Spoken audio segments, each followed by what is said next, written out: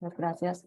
Bueno, muy buenos días para todos. Mi nombre es Marcela Ron, estoy vinculada a la firma Gil Gómez y compañía hace 14 años y los voy a estar acompañando entonces en esta segunda parte del día de la sesión del día de hoy. Pues ya veníamos mirando con Ángela esa primera parte del taller. Estamos analizando entonces con los enunciados y las soluciones y determinamos entonces hasta las rentas de capital. En esta segunda sesión vamos entonces a terminar de ver lo que tiene que ver con rentas no laborales, dividendos, ganancias ocasionales, la determinación de los límites en general y el impuesto y otros temas que quisimos incorporar. Antes de iniciar quisiera hacerles una claridad y es que todavía no les hemos mandado la plantilla. Nos encontramos con la sorpresa ya haciendo este taller, empezando por los vencimientos, con las elaboraciones de los formularios, que por fortuna la DIAN corrigió un inconveniente que veníamos presentando con el pago de dividendos, el impuesto a los dividendos, que lo estaba calculando incorrectamente.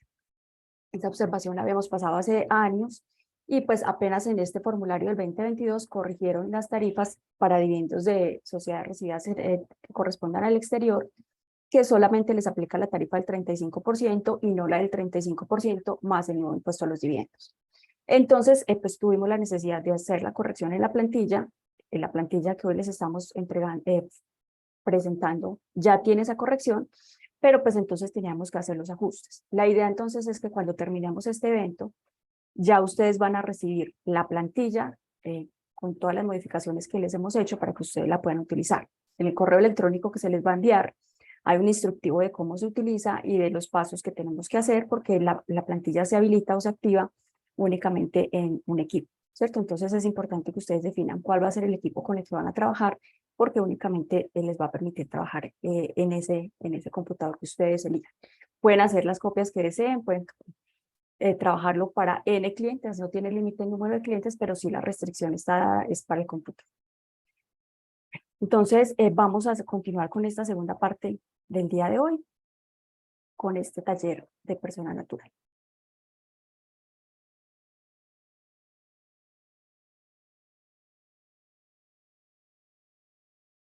Permítanme un segundo que aquí se me bloqueó un momento.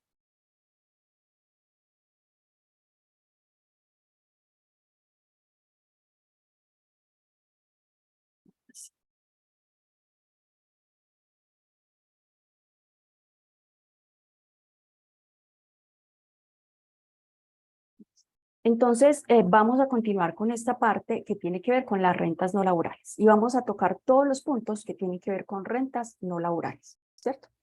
En el punto número 10 nos encontramos con un enunciado. Entonces nos dicen, bueno, esta persona es propietaria de una suite, para efectos del ejercicio quisimos decir, esta suite está en Hotel Estelar, y recibe unos ingresos a través de un contrato de cuentas en participación, ¿cierto? Nos dicen 55.820.000 con unos costos y gastos asociados, al final tiene una renta hotelera de 43.820.000. Aquí queremos hacer primero varias claridades con respecto a las rentas hoteleras y por qué no se dan como una renta de capital, ¿cierto? Entonces, digamos que hoy por hoy nos encontramos muchas modalidades para trabajar lo que tiene que ver con arrendamiento, rentas hoteleras, y depende de la modalidad, es como se declara la renta, ¿cierto? Yo me puedo encontrar con que un cliente, por ejemplo, dijo, no, a mí no me interesa participar en un contrato de cuentas en participación, porque si usted gana, yo gano, pero si usted pierde, yo pierdo, ¿cierto? Entonces, a mí lo que me interesa es tener una renta fija. Si quiere, le arriendo mi suite, usted verá si dice sí o no. Entonces, si ese es el caso, si yo lo que estoy haciendo es un arrendamiento de mi suite, pues entonces, como ya lo vimos con Ángela y lo explicaba ayer y llorando, se va a tratar de una renta de capital, si es arrendamiento. Si por el contrario yo no estoy arrendando un inmueble, sino que lo que yo estoy haciendo es realizando una actividad de hospedaje, llámese hotel, llámese vivienda turística, llámese finca, en la que presto ese servicio por días, directamente o a través de un contrato de cuentas en participación, esto es una renta no laboral. ¿Por qué no laboral? Porque no cabe dentro de las otras definiciones que vimos ayer con Hildebrando para las otras cédulas. No es una renta de trabajo porque no es una prestación personal de servicios, no es una renta de capital porque en renta de capital hay 5 conceptos específicos que son arrendamiento, rendimientos financieros, intereses, regalías y derechos de autor. y por lo tanto lo que no quepa en todo lo demás pues se va a las rentas no laborales. Entonces esa es la primera razón de ser por la cual estamos hablando de un ingreso en las rentas no laborales y que tiene que ver con un contrato de cuentas en participación. Segundo punto muy importante, como les decía, afortunadamente aquí en Medellín ha habido un boom en la actividad hotelera y pues se vienen viendo diferentes modalidades de contratos de colaboración o de manera de ejercer esa actividad hotelera. Uno de los que más se utiliza son los contratos de cuentas en participación, en el que, como les decía, yo voy a aportar lo que tengo, que es una suite, y el hotel lo que opera es su conocimiento, lo que aporta es su conocimiento. Entonces ellos son los que gestionan el hotel, los que se encargan de contratar, de hacer toda la operatividad y al final participamos. Yo puedo participar en un 70, en un 30, un 50-50, lo que sea que hayamos definido en el contrato, ¿cierto? Esto porque es importante tenerlo en cuenta. Porque si bien a mí al final, o pues cada mes, cada trimestre, cada año, como sea que lo hayamos pactado, me están consignando una utilidad, la realidad desde el punto de vista tributario es que yo como partícipe no estoy recibiendo una utilidad. Y el ingreso no son los 43 millones que aquí les traemos en el ejercicio, sino que el ingreso lo tengo que discriminar. Y es lo que dice el artículo 18 del Estatuto Tributario. Cuando tenemos ingresos en contratos de cuentas en participación o en contratos de colaboración en general, ¿qué nos dice la norma y el artículo 18? Se debe discriminar ingresos, costos y utilidad. Entonces yo no voy a decir que tengo un ingreso de 43.820.000 porque 43.820.000 fue lo que entró a mi cuenta. Yo voy a decir que tengo unos ingresos de 55 millones, unos costos y gastos de 12 y al final tengo una renta hotelera de 43.820.000. Independientemente de que yo sea partícipe oculto o socio gestor. Así lo tenemos que hacer las dos partes y es lo que nos dice el artículo 18. Aquí la recomendación entonces también, uno ve que todavía les cuesta trabajo a ciertos gestores en los contratos de cuentas en participación en entregarnos el certificado así.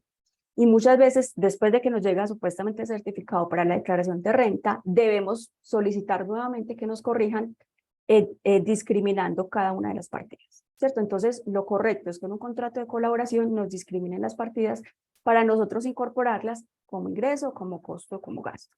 Ah, que Hotel Estelar, para el ejemplo, facturó 1.000 millones de pesos, entonces en facturación electrónica tiene 1.000 millones de pesos. Sí, pero para su declaración de renta no va a tener 1.000, sino que va a tener 300, porque los otros 700 los van a declarar los partícipes ocultos, ¿cierto? Y asimismo va reportado en medios magnéticos, no es el tema pues que estamos viendo hoy, pero importante hacer esa aclaración, esa cuñita. El socio gestor en ese contrato de cuentas en participación pues llena unos formatos especiales donde dice que se va a ir como ingreso, que se va a ir como costo y cada una de las partes del contrato. Otra cuñita, que aunque no tiene que ver con el tema del día de hoy, sí es importante que lo tengamos en cuenta. Recordemos que el 31 de julio, es decir, el próximo lunes, se vence una obligación que es el reporte de información de beneficiarios finales, el registro único de beneficiarios finales.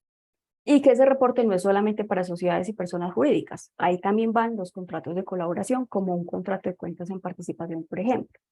Entonces, por ejemplo, para este caso puntual, el hotel también tendría que reportar, que es hacer una inscripción especial para que le den un número de identificación a ese contrato y reportar a los beneficiarios finales. ¿Qué más tenemos que tener en cuenta? Bueno, este concepto que aunque es viejito sigue operando y que es muy, muy relevante, que es el que nos dice que aunque esto sea una renta hotelera, se debe discriminar el ingreso, el costo o gasto como deducible y la renta ya determinada. También, ¿por qué? Porque en este concepto y en unos posteriores se le preguntó a la DIAN que cuando habían contratos de cuentas en participación, quién era el que tenía derecho a la renta exenta, ¿cierto? Recordemos que en materia de hoteles, pues ha habido cambios de normatividad, desde el año 2003 hasta el año 2016, esas rentas eran exentas, luego empezó a tener una tarifa del 9%, ahorita con la nueva reforma tributaria se le volvió a incrementar hasta el 15%, entonces hay como varias normas que han determinado si son exentas o si son de tarifas especiales. Aquí, para efectos del ejercicio, nos dicen es un hotel nuevo y que genera rentas exentas, ¿cierto? Entonces, en estos conceptos que se le han solicitado a la DIAN, ellos muy adecuadamente interpretan y dicen, es que en un contrato de cuentas en participación es como si todas las partes estuvieran ejerciendo la actividad. Entonces, mal haríamos en decir que la exención es únicamente para, perdón, que es que aquí se me hizo como un rayón en la pantalla. Mal haríamos en decir que la renta exenta es únicamente para el gestor, es para todas las partes del contrato. Habiendo analizado entonces esto, nos vamos a cómo se diligenciaría en la pantalla, en la plantilla, todos estos campos. Entonces, ¿qué nos vamos a encontrar? Que nos vamos a la hojita que se llama rentas no laborales y allá vamos a tener mis ingresos de 55.820.000, mis costos y gastos asociados a la actividad de 12 millones de pesos y la renta exenta sin límite. ¿Por qué renta exenta sin límite? Si vamos a mirar el estatuto tributario que nos aplica, que es el correspondiente al año grabable 2022, porque estábamos haciendo las declaraciones de renta del año grabable 2022, nos vamos a encontrar mal ubicado, eso sí, porque pues está por allá en un parágrafo del artículo 240, que es el que se refiere a las tarifas de persona jurídica, pero por allá en un parágrafo nos dicen que las rentas exentas hoteleras percibidas por parte de personas naturales son exentas y que no entran al límite del artículo 336. ¿Cuál es ese límite del artículo 336? Ese es el límite que nos dice para el año 2022 que las personas naturales no pueden tener rentas exentas y deducciones que superen 5.040 VT o el 40% de los ingresos netos. Entonces, en pocas palabras, ¿qué nos está diciendo ese parágrafo del artículo 240? Vea, cuando usted tenga rentas exentas hoteleras, esas rentas no entran al límite del 40%. Usted se las puede tomar todas y son adicionales al límite del 40%. Así entonces, cuando yo veo cada una de las hojitas del diligenciamiento de la plantilla, pues me voy a encontrar entonces que tengo rentas exentas limitadas o rentas exentas sin límite. Les voy a mostrar solo un momentico para efectos como de presentación en la plantilla, por ejemplo. Miren que aquí nos encontramos como varias secciones y yo tengo que saber ya de antemano cómo las voy a diligenciar, ¿cierto? Entonces, por ejemplo, si yo las pusiera acá como rentas exentas sin límite, el formulario pues me las va a incluir adicionales a las 5.040 VT. Pero si yo las pongo aquí limitadas sin conocer la norma, pues obviamente entonces me va a tomar menor beneficio al que corresponde. Entonces tenemos que ser muy cuidadosos en este diligenciamiento.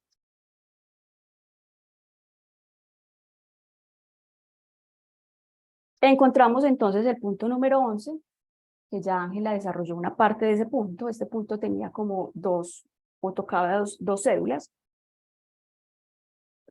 Una que tiene que ver con las rentas de capital y que era el cálculo de los intereses presuntivos que Ángela ahorita determinó, ¿cierto?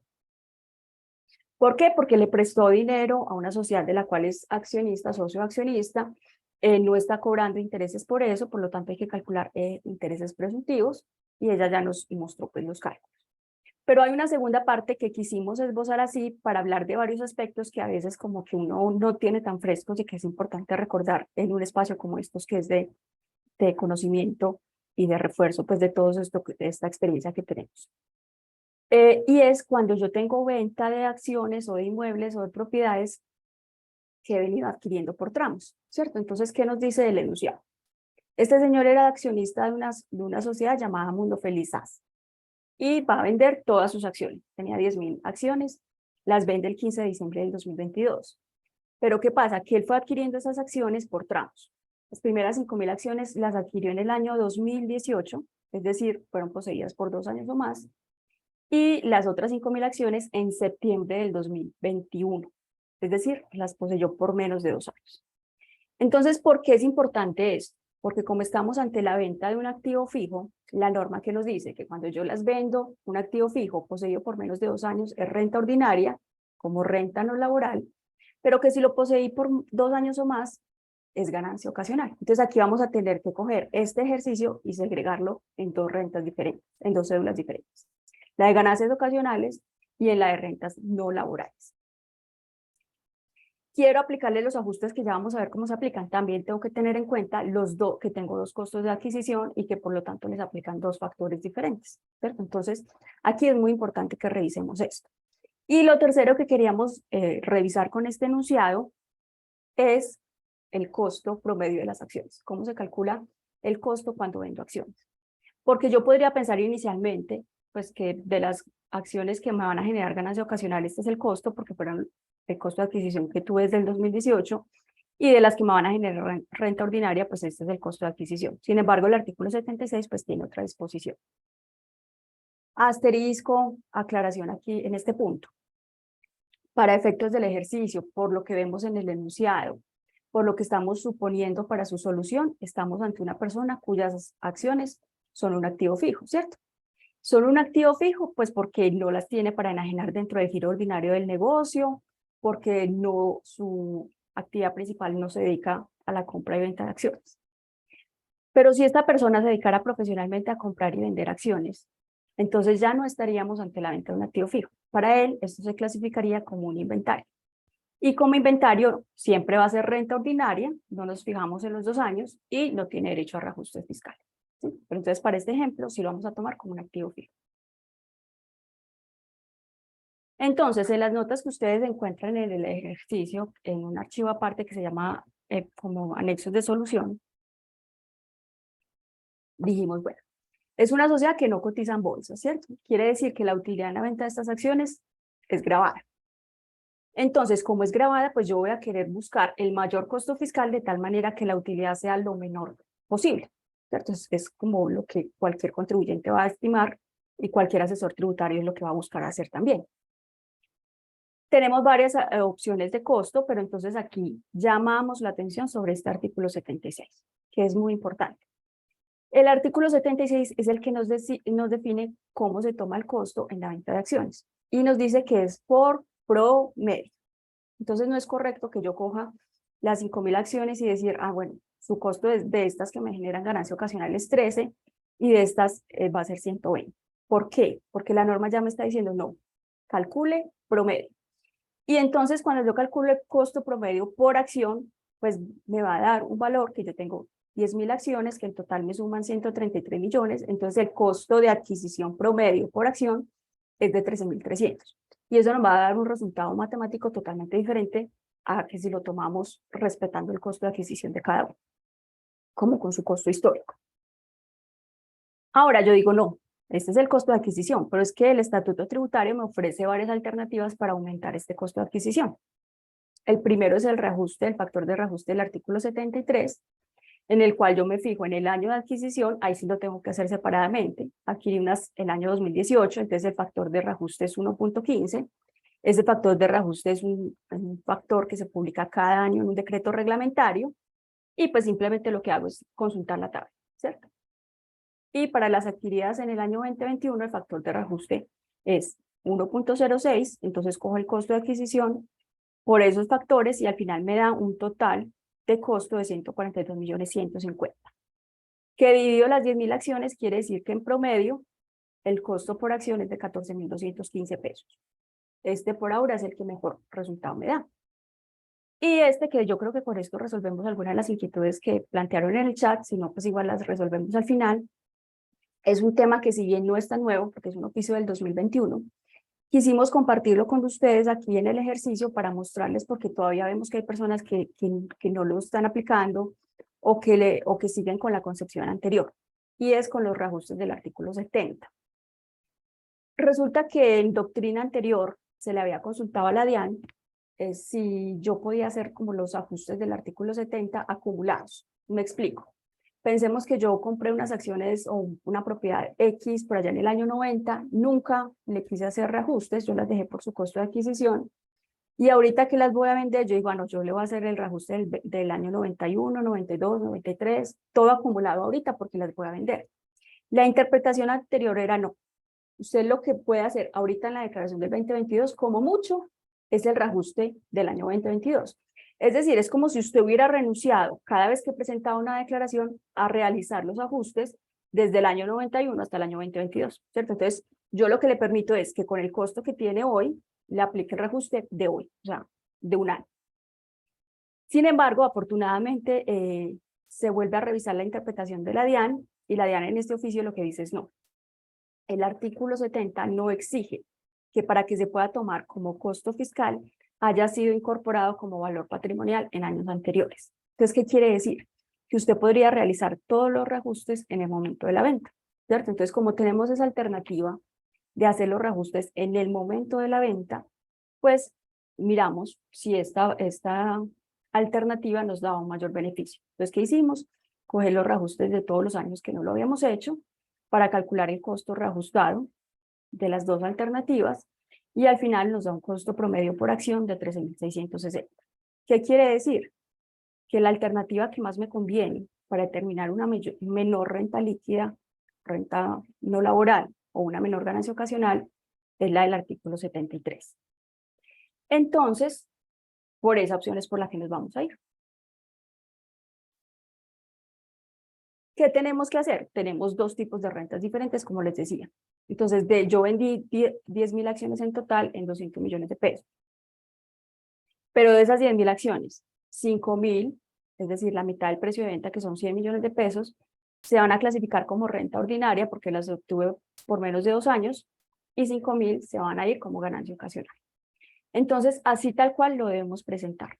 Renta ordinaria 100, ganancia ocasional 100, y con el costo que estoy tomando es el costo fiscal reajustado del artículo 73, al final determinó tanto una renta ordinaria como una ganancia ocasional de 28.925.000 en cada una de las ventas.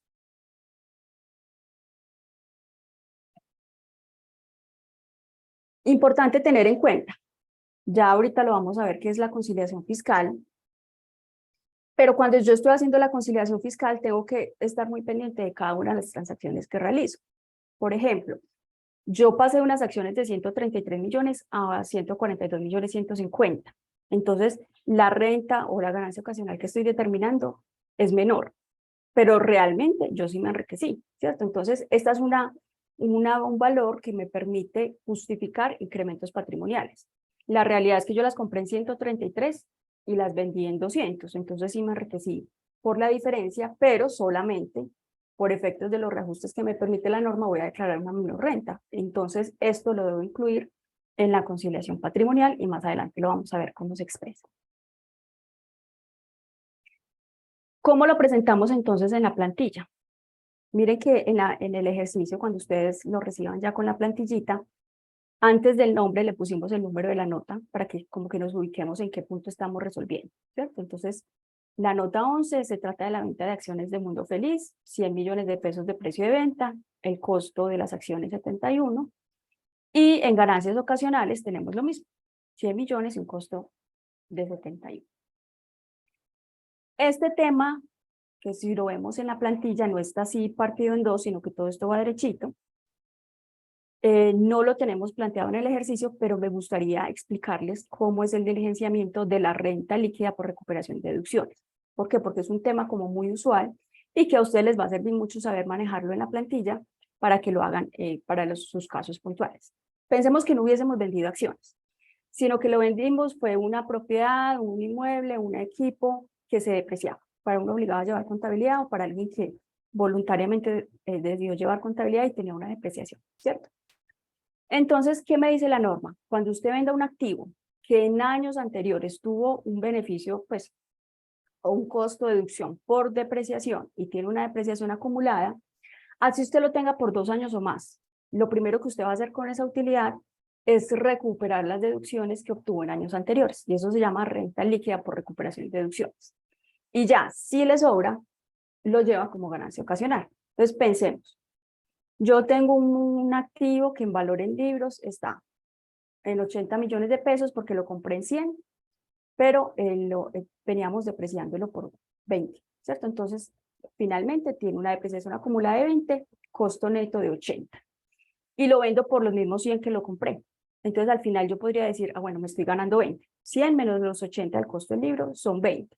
Y como lo tengo hace más de 2 años, en teoría podría tener una ganancia ocasional. Pero ¿qué pasa?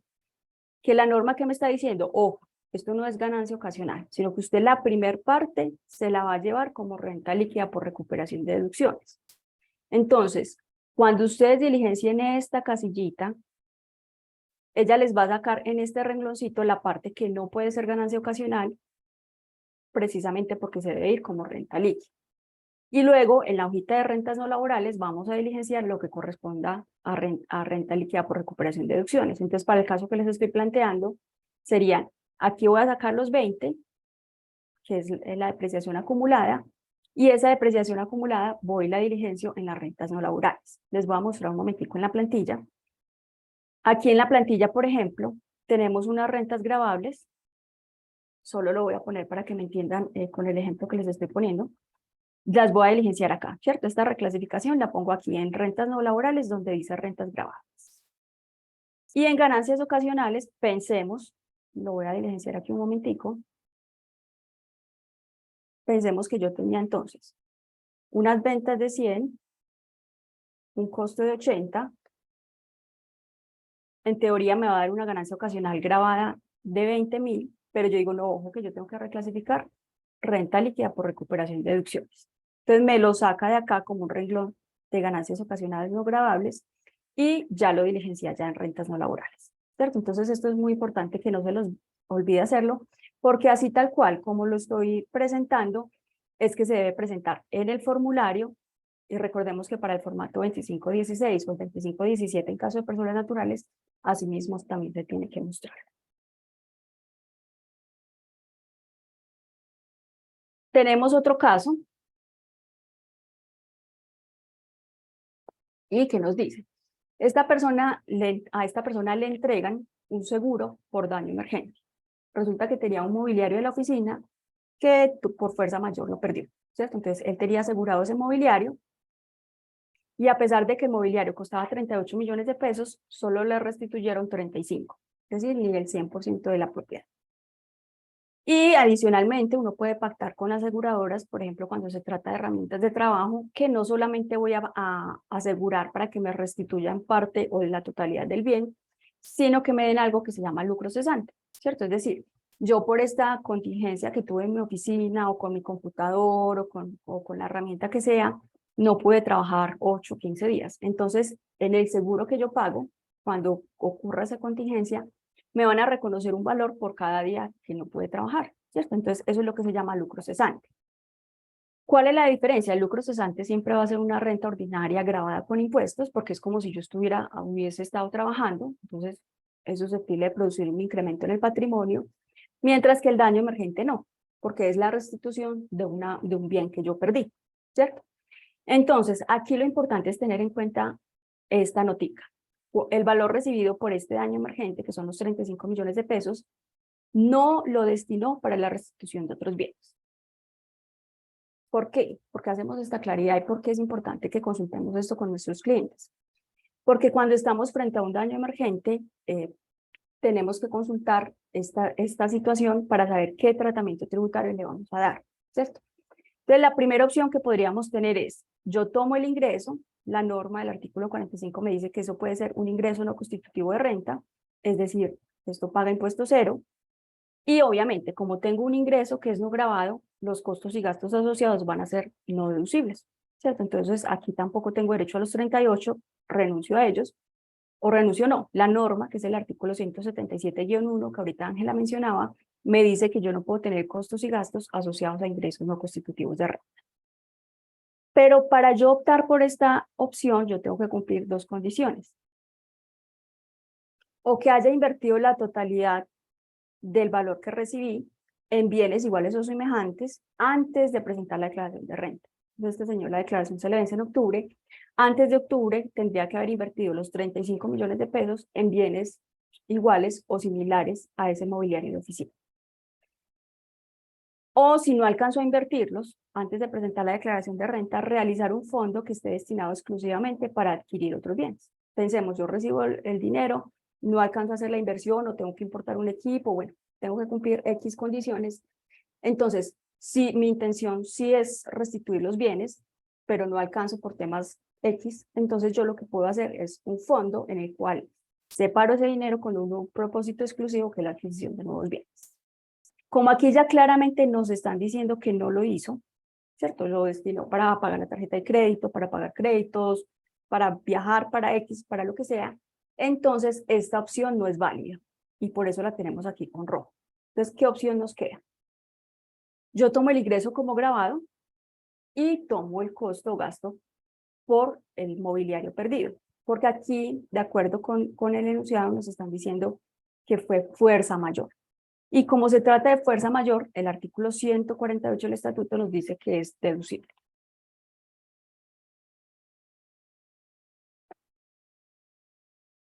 Entonces, ¿qué vamos a presentar en rentas no laborales? tenemos unos ingresos brutos de 35 millones, que es el daño emergente del cual no cumple las condiciones que establece el decreto reglamentario, más un lucro cesante que siempre será grabado de los 8.500.000. Tengo un costo asociado a esto, que fue el costo de mobiliario siniestrado, y este sería básicamente la solución de este punto.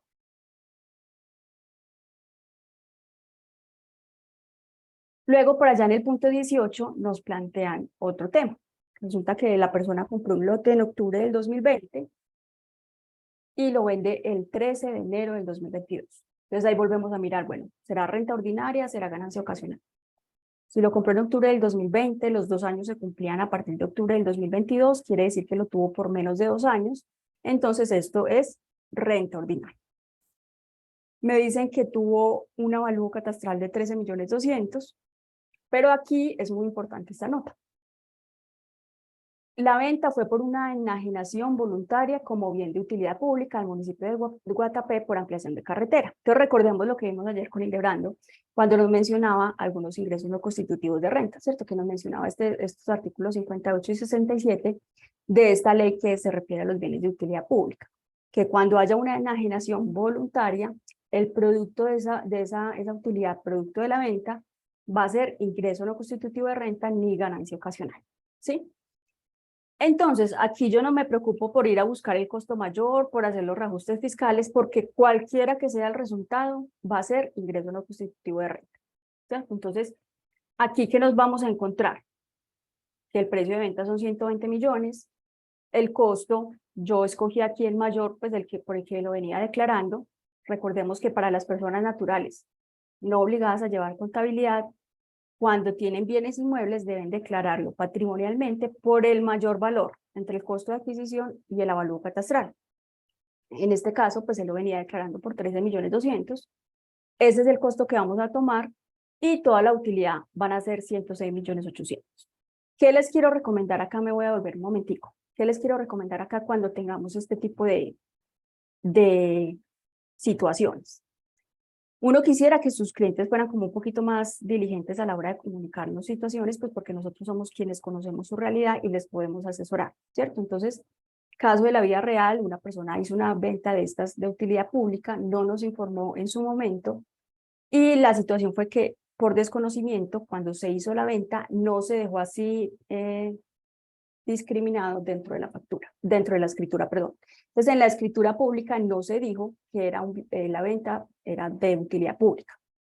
¿Qué pasa cuando no se dice y no se le hace saber al notario que la venta es de utilidad pública? Pues que el notario, como no tiene ni idea que esto no va a ser un ingreso no constitutivo de renta, pues practica las retenciones en la fuente correspondientes. Porque recordemos, la retención en la fuente nace porque van a hacer un impuesto. No tiene sentido que se hagan retenciones sobre ingresos que no son grabados, ¿cierto? Entonces, el notario, pues, no se le hizo saber, practicó la retención del 1% como correspondía, era una persona natural, le entregó su certificado, y cuando fue a hacer el trámite de devolución, porque obviamente no tenía impuesto a cargo, pero sí tenía retenciones, la DIAN le estaba desconociendo la solicitud del saldo a favor, y le decían, no, es que aquí realmente no es un saldo a favor, sino que es un pago de lo no debido. A mí me parece que se está extralimitando porque finalmente yo sí lo pagué, sí me lo certificaron y pues ya está en las arcas del Estado. Pero entonces, en el proceso de decirle el admisorio, no, vaya y solicítelo, luego fue y se lo solicitó al notario, el notario le decía, no, yo ya lo pagué, ya lo entregué, eso ya está en la DIAN, vaya, reclámeselo a ellos, en ese tejemaneje hasta que por fin lo pudo solicitar el saldo a favor, pues pasaron varios meses de estar parado el proceso, en el cual la liquidez del contribuyente pues se vio afectada, ¿cierto? Entonces, por eso siempre es muy recomendable que desde el principio se deje constancia para que entreguen el valor total de la venta, para que no haya retenciones que no se deben practicar, y porque obviamente por temas de liquidez, a mí me practican una retención en la fuente por ventas de inmuebles hoy en el 2023, pero yo la voy a solicitar a la DIAN un año después, ¿cierto? Entonces, por temas de liquidez, pues también es muy importante que quede así la constancia. Como les decía, pues aquí simplemente es la presentación en estas rentas no laborales. Y en la siguiente diapositiva nos encontramos entonces cómo queda presentado en esta hoja que se llama rentas no laborales todo lo que tiene que ver con estos 4 puntos que tocaban esta renta, esta cédula. Lo del hotel estelar, la venta de las acciones por menos de 2 años, el daño emergente más el lucro cesante y la venta de utilidad pública al municipio. El ingreso no constitutivo por esta venta de este bien, los costos y gastos asociados tanto al contrato de cuentas en participación, a la venta de acciones, al inmueble siniestrado, al mobiliario, perdón, siniestrado, y el costo que tenía el lote vendido a Guatapé.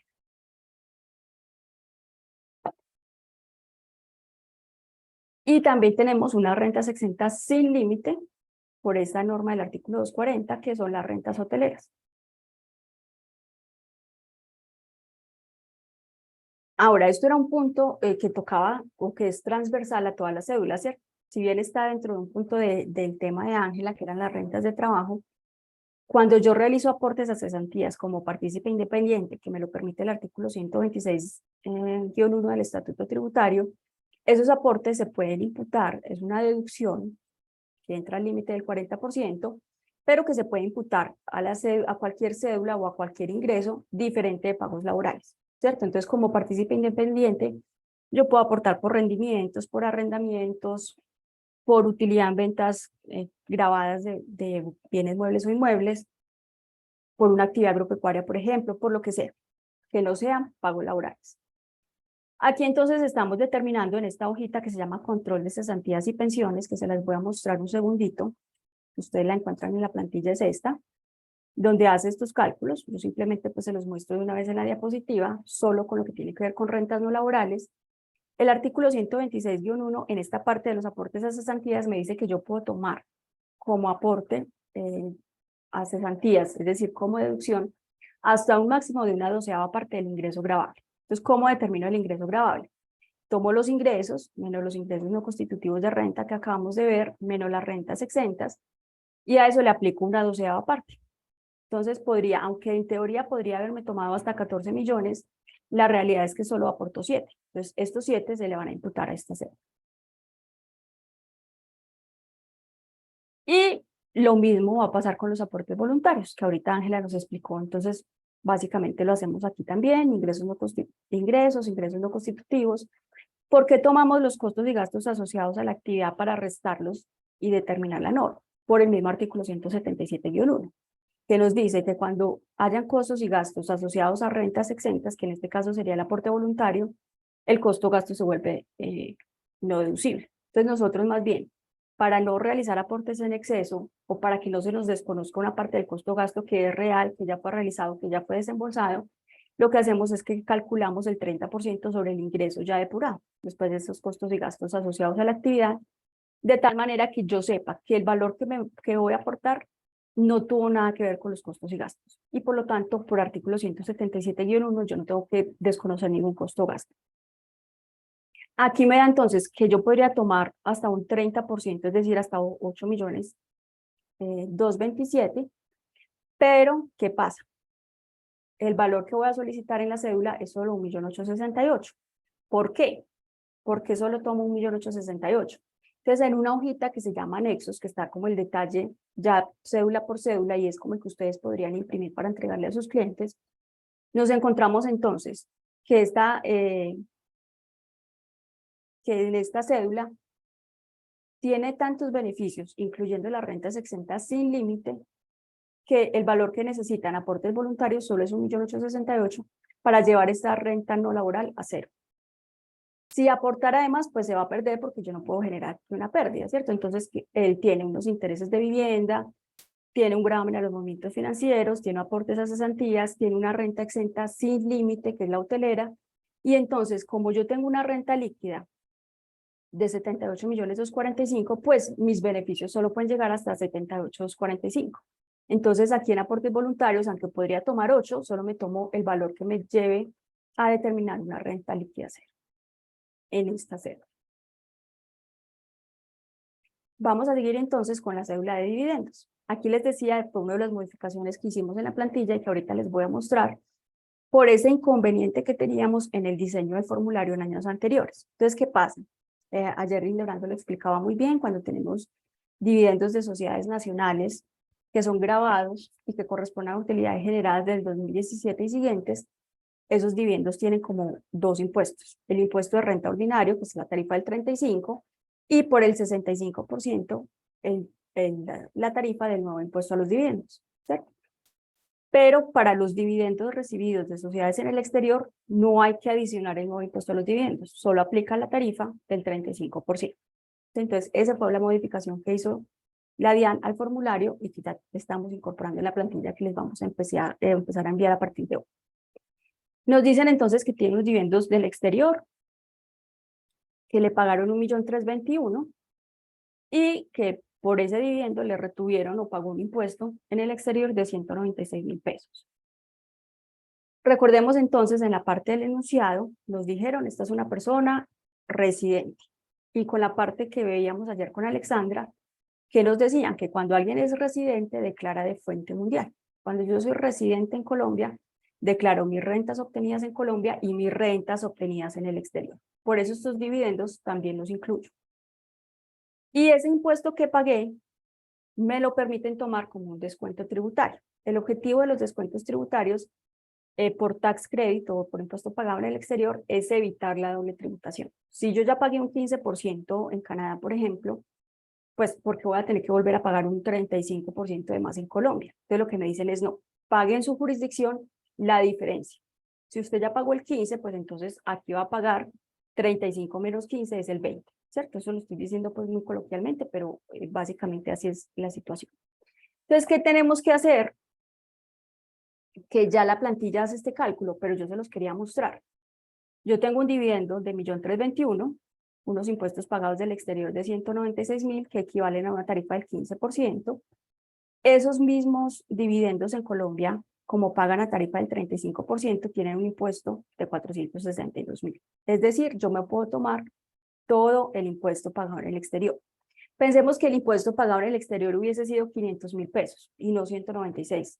Entonces, ¿qué pasa o qué ocurre con estos límites? Que a mí no me van a permitir pagar impuestos originados en Colombia, con rentas de Colombia, con un tax credit o con un impuesto pagado en el exterior. Entonces, ¿qué me van a decir? Ah, no, un momentico. Usted pagó 500.000 pesos, pero es que en Colombia eso solo le genera una renta de 462.000. Entonces, hasta 462.000 es lo que yo le permito descontar.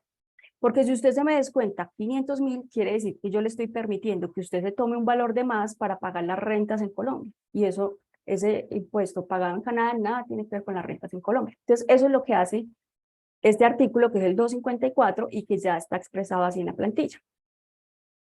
En la hojita que se llama dividendos, pues lo mostramos como un dividendo recibido en el exterior. Y por allí en la hoja que se llama liquidación privada, me voy a ir allí un momentico, tenemos en el punto 2 los descuentos tributarios. Entonces, en esta plantilla, cuando ustedes encuentren datos como de color naranja, son datos informativos que son necesarios para que ustedes apliquen ciertos límites. Ahorita lo veíamos, por ejemplo, en la renta líquida por recuperación de deducciones. Es un dato informativo que yo debo adicionar para que me saque de la ganancia ocasional esa renta líquida. Y aquí también yo tengo que decir, bueno, ¿cuál fue la renta en el exterior? ¿Cuál fue el impuesto pagado en el exterior? Para que él me diga si me puedo tomar todo el descuento o no. Pensemos que yo dijera que aquí son 500.000 pesos. Miren que él solo me va a permitir tomar hasta 462.000, por lo que les comentaba. Entonces eso ya está formulado, ya está diseñado así en la plantilla. Simplemente es como para que sepamos el por qué se aplica este límite. Bueno, y ya después también nos dicen de Cementos Argos, que es una sociedad que cotiza en bolsa, que es nacional, recibe unos dividendos grabados y no grabados, tanto del 2016 y anteriores como del 2017 y siguientes. Entonces ya sabemos, por lo que nos explicó ayer Hildebrando, que los del 2016 y anteriores no les aplica el nuevo impuesto a los dividendos. Entonces estos que son no grabados se muestran como ingreso y como ingreso no constitutivo de renta y para de contar. A estos que son grabados pues les aplica la tarifa de los dividendos. Y a estos de 2017 y siguientes les aplica la tarifa del nuevo impuesto a los dividendos, ¿cierto? Entonces, ¿cómo lo mostramos en la plantilla? Separando los dividendos que son de 2016 y anteriores. Me gusta por presentación mostrar los que son grabados y no grabados, o podría mostrarlo todo de una vez. En ingresos no constitutivos de renta, los que me dicen que son no grabados, y entonces la renta en esta cédula grabada van a ser solamente los 11.802.000 que me dijeron que son grabados. Y en los dividendos del 2017 y siguientes, los que son no grabados, porque él me va a aplicar el impuesto, el nuevo impuesto a los dividendos. Y por allá en la hoja que se llama liquidación privada, también al final nos encontramos las retenciones en la fuente. Aquí las vamos detallando todas, ¿cierto? Entonces la retención en la fuente de Cementos Argos. Eso es lo que tenía que ver con dividendos. Vamos entonces a ganancias ocasionales.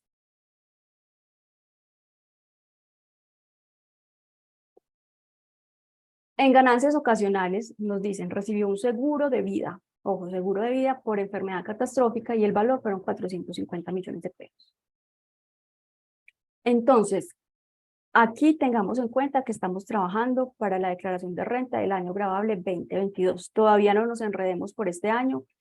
Hagamos un backup y guardamos la información de la última reforma tributaria, la ley 2277, porque esa hizo modificaciones a este artículo, pero para el 2022 todavía aplicaba los límites que tiene el artículo de las ganancias ocasionales, que permitía un monto más alto, que son 12.500 VT, como ganancia ocasional exenta, ¿cierto? Entonces, cuando se reciben seguros de vida, eso se trata como una ganancia ocasional, está en el artículo 303-1, y pueden ser exentos hasta el tope de 12.500 VT. Ese tope ya cambió para el 2023, pero no nos vamos a enfocar en ese valor por ahora. ¿Por qué les digo hagamos el backup? Porque es que como estamos como con la mezcla de qué pasó en el 2022, qué va a pasar para el 2023, pensamos que de pronto todo esto no lo podríamos tomar como beneficio. Aquí simplemente un recorderis de por qué esto es ganancia ocasional. Es una ganancia ocasional que se incorporó después de que empezó el sistema cedular. Porque cuando existía el sistema cedular, esto se iban las rentas no laborales y por ser una renta exenta, entraba al límite del 40%. Entonces hubo unos conceptos emitidos por varios jurídicos, bueno, se inició como un proceso pues para revisar que efectivamente se estaban grabando esos seguros de vida, que ese no era el objetivo desde el inicio de la norma, y por eso para que no entraran al límite del 40 se llevaron como ganancia ocasional, ¿cierto? Entonces como ganancia ocasional tenían el tope de las 12.500 VT, todavía lo tienen para el año 2022, y así lo tiene parametrizado en la plantilla así de claro. Entonces, cuando nosotros incorporamos aquí el valor, 450 millones, nos va a decir, ah, no, esto no se excede de las topes de 4.500, de 12.500 VT, quiere decir que todo lo voy a tratar como exento. Supongamos, solo para ejemplos, para casos prácticos, que yo tuviera un seguro de vida de 1.450 millones. ¿Cierto? Miren que aquí en la plantillita, él me va a decir, no, ojo que usted puede tomar hasta 12.500 VT, que con la VT de este año es este valor. Entonces le voy a grabar este valor, la diferencia, 974. Pero como estamos dentro de las 12.500 VT, todo es ganancia ocasional exenta. Entonces, así es como nos lo va a presentar el anexo. También, ¿qué nos dicen? Ah, bueno, en el punto 16 vendí un apartamento poseído por más de 2 años, porque lo había comprado desde el año 2010, lo vende en julio del 2022, el avalúo catastral del año pasado eran 295 millones y obviamente le practicaron una retención en notario. Ahí sí, como esto no es de utilidad pública, como no hay una ganancia exenta ni un ingreso no constitutivo de renta, yo voy a buscar lo que mejor beneficio me dé, es decir, el costo más alto. Entonces yo digo, bueno, yo tengo varias alternativas desde el punto de vista del estatuto tributario. Precio de venta, ya sé que son 510, que me lo están informando acá. Lo adquirí en el año 2010 por 61 millones de pesos. Si yo le aplico los reajustes fiscales desde el año de adquisición, me va a dar un costo fiscal reajustado de 169 millones. Y la norma me dice que yo puedo tomar como costo fiscal el avalúo catastral. Vamos a suponer, para efectos de este ejemplo, que se incorporó como valor patrimonial en la declaración inicial de renta del año gravable anterior, que la norma así lo establece. Para que yo pueda tomar estos 295 millones como costo fiscal, tienen que haber sido incorporados en la declaración inicial del año anterior. Entonces, yo lo incorporé, ya lo venía declarando por 295, volvemos a recordar, no obligados a llevar contabilidad. Cuando tienen inmuebles, deben declarar por el mayor entre el costo de adquisición y el avalúo catastral, el costo fiscal y el avalúo catastral, o sea que él ya lo venía declarando por eso. Y ese va a ser el que mejor beneficio tributario me ofrece, ¿cierto? Entonces voy a declarar por los 295, quiere decir que tengo una ganancia ocasional gravable de 215 millones. Y la retención que me hicieron en la notaría de 1%. En la plantilla entonces vamos a tener una ganancia ocasional de 510, un costo de 295 y la retención en la fuente, allá en la hoja que se llama liquidación privada, de los 5 millones. Tema candente en herencias. Quisimos incorporar este punto porque con las herencias hay que tener como una precaución y es con respecto, primero, a cómo se determina el valor para efectos de determinar la ganancia ocasional. Y segundo, para determinar con las herencias cuáles son las ganancias ocasionales exentas que establece la norma. Porque resulta que la norma ha establecido como dos tipos diferentes de ganancias ocasionales exentas en las herencias. Una que se mira por el causante, es decir, por la persona que falleció y sobre la cual se está haciendo la sucesión, y otras que se miran con base en los herederos, ¿cierto? Entonces yo tengo que tener en cuenta eso, yo tengo que revisar la escritura, mirar cómo se componen las hijuelas para saber entonces cómo aplico sus beneficios. Antes de iniciar con este tema, me permiten, yo consulto aquí un momentico una norma. Quisiéramos hacer una claridad con respecto al tema de ayer, y era una pregunta que hacían con respecto a por qué los notarios, cuando yo voy y le digo, no, es que el valor para determinar la ganancia ocasional es el que traía incorporado el causante en el año anterior a la sucesión, así lo establece el artículo 303.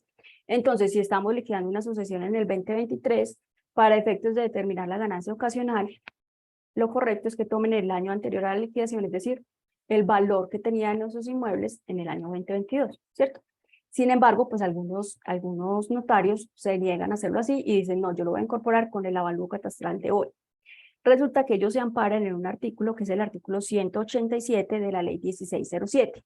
Y ese artículo de la ley 1607, que modificó uno de la ley 223, aquí lo tengo, ahorita se los copio en el chat, es el que les obliga a que cuando hayan enajenaciones a cualquier título, gratuito, por donaciones, por lo que sea, deben hacer la escritura para efectos de calcular el impuesto al registro, únicamente para efectos de calcular el impuesto al registro, lo deben hacer con el valor del avalúo catastral. Entonces, por eso es que ellos se niegan, porque deben dejarlo consignado así en la escritura. Nosotros, ¿qué hemos hecho pues ante esta situación? Lo que hacemos es que dejamos nuestro papel de trabajo. Entonces decimos, el valor según escritura pública, valor de acuerdo con el artículo 303, y con base en ese valor de acuerdo con el artículo 303 es que determinamos nuestra ganancia ocasional. Entonces, aunque la escritura diga, por ejemplo, que el inmueble está en 460 millones, yo voy y miro el artículo 303 y el artículo 303 me dice, no, vaya, revise el valor del año anterior a la sucesión. Entonces, lo tenía en 450, ese es el valor por el cual determino la ganancia ocasional. Y en el papel de trabajo, pues dejo mi explicación, ¿cierto? Entonces ya vamos a adentrarnos al ejemplo. La causante, es decir, la persona que falleció sobre la cual se hizo la sucesión, es su tía, Carmen Agudelo. Ella no tenía hijos, los únicos herederos son sus dos sobrinos, y los bienes que tenía para hacer la liquidación era una casa en Laureles de 450 millones, finca en el Retiro de 750 y un CDT en Bancolombia. Cuando vamos a querer mirar cómo se determinan esta ganancia ocasional en herencia, pues tenemos que ir a mirar el artículo 303, que tiene todo un listado de los bienes y a qué valores se toman. Hay unos que se toman, por ejemplo, en el caso de los vehículos, por el avalúo que hace pues Fasecolda. La mayoría de los inmuebles, de los bienes, perdón, se toman con el valor del año anterior. Hay unos que se toman por su valor nominal. Entonces, eso hay que tenerlo muy en cuenta cuando revisamos esa masa sucesoral para saber cuál es el valor que se le va a asignar de acuerdo con la norma tributaria. Y nos dicen, a cada uno se le dio el 50% de todo, ¿cierto? Podrían haber dicho, no, a uno que le toque el 100% de la casa y el 100% del CDT y a este que le toque la finca, no. Cada uno tiene un 50% de todo. Entonces yo tengo que ir a mirar, bueno, primero, cómo se compone la masa sucesoral, todos los bienes que tenía la persona y que dejó al fallecer. La casa de Laureles, que era su casa de habitación, el inmueble rural en el Retiro y un CDT.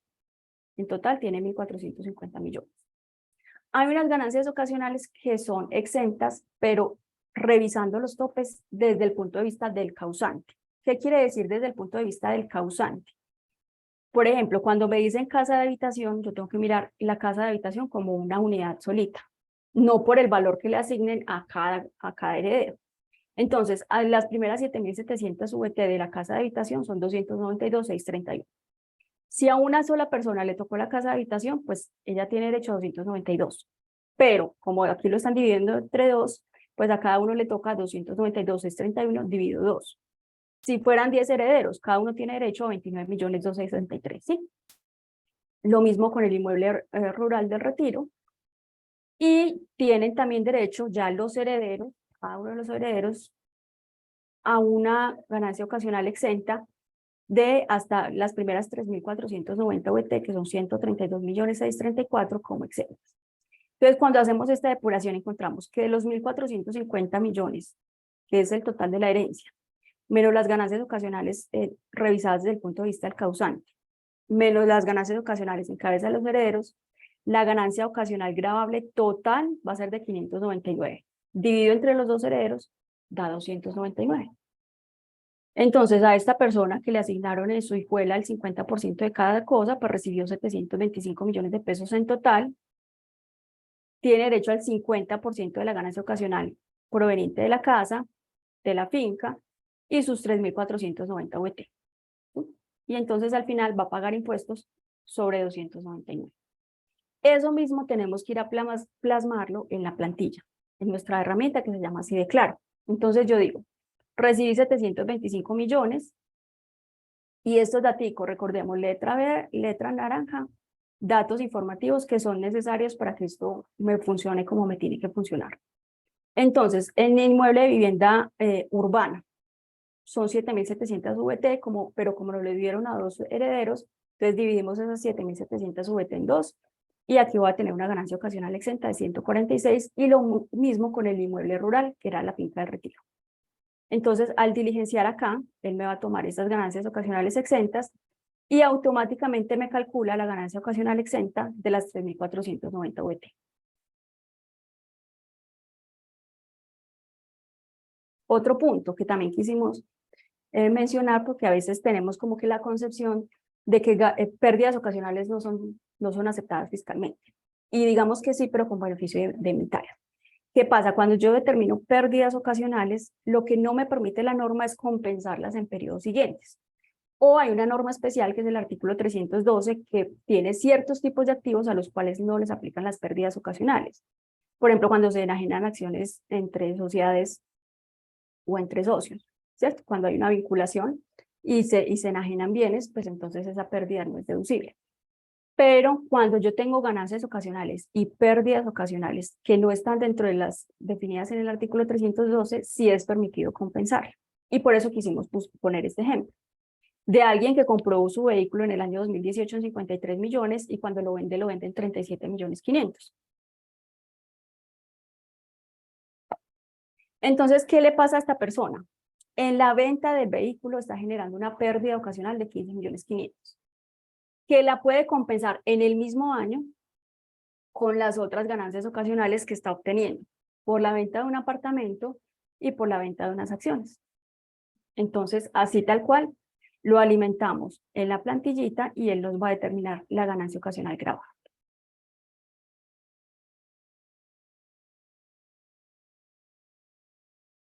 ¿Qué más tenemos aquí? Descuentos tributarios. Nos dicen que entonces hizo una donación a una entidad sin ánimo de lucro por 2.500.000 y que el certificado cumple con todo el lleno de requisitos. Yo voy a la hojita que se llama liquidación privada, diligencio el valor y él me va a calcular el límite, ¿cierto? Me permite tomar un 25% de esa donación, es decir, 625.000.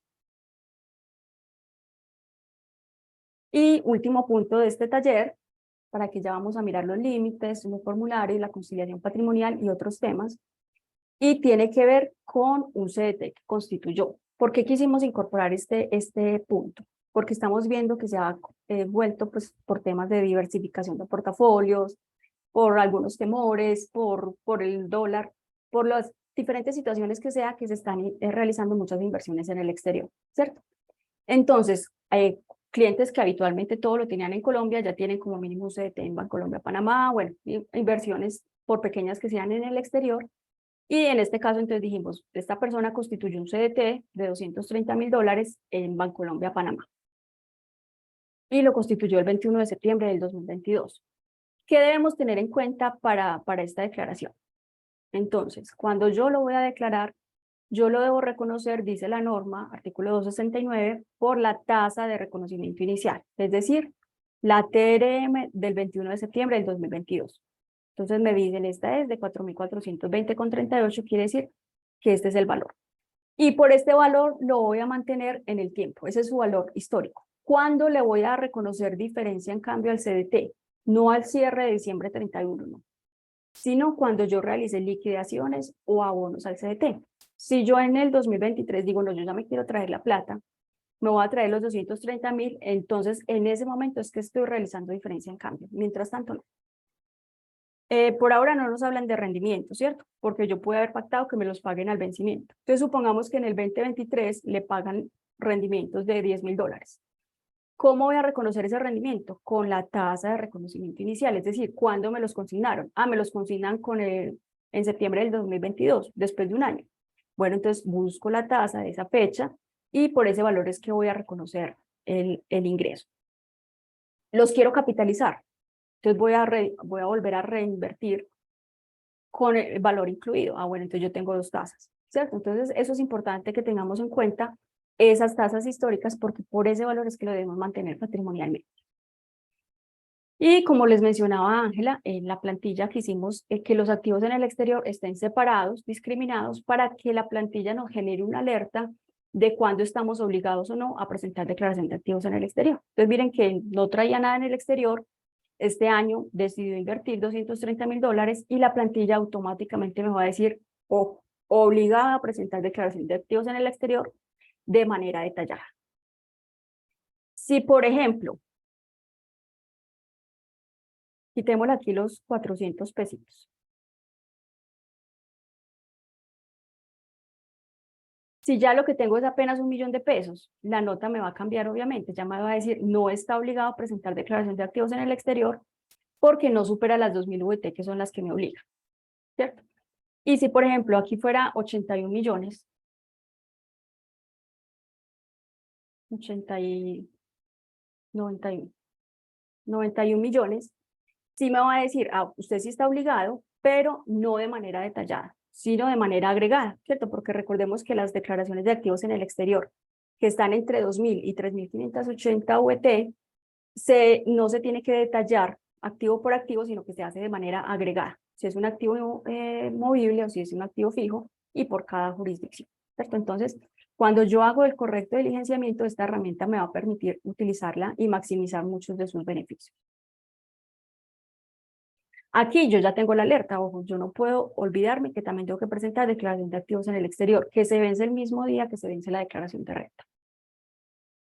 Y les dimos unos datos informativos, aquí no vamos a entrar en detalles de patrimonio, simplemente para que sepan, otra de las ventajas que tiene la herramienta es que al final me dice si estoy obligado o no a presentar declaración de impuesto al patrimonio. Pensemos en este caso puntual. Yo conozco a mi cliente de toda la vida, pero mi cliente no me contó que recibió una herencia, no me contó que recibió un seguro de vida, no me contó que le está yendo tan bien, y yo miré el patrimonio del año anterior, 2.610, la obligación de presentar declaración de impuesto al patrimonio eran 3.053, de todas formas, por cualquier cosa lo llamé y le dije, ven, el patrimonio está en esto, consideras que tenemos que organizar tu declaración por allá en abril o mayo, para verificar si existe la obligación de impuesto al patrimonio. No, yo sigo con lo mismo, yo estoy muy mal, X. Cuando ya usted le está haciendo la declaración de renta que se vence en octubre, resulta que se da cuenta que sí está obligado, ¿cierto? Entonces, esto también es importante para que sepamos si existe de pronto por ahí un cliente que haya estado obligado a presentar declaración y de los cuales tenemos una extemporaneidad. Pensemos que no está obligada, ¿cierto? Supongamos que aquí tiene, no sé, un pasivo de otros 2.000 millones de pesos.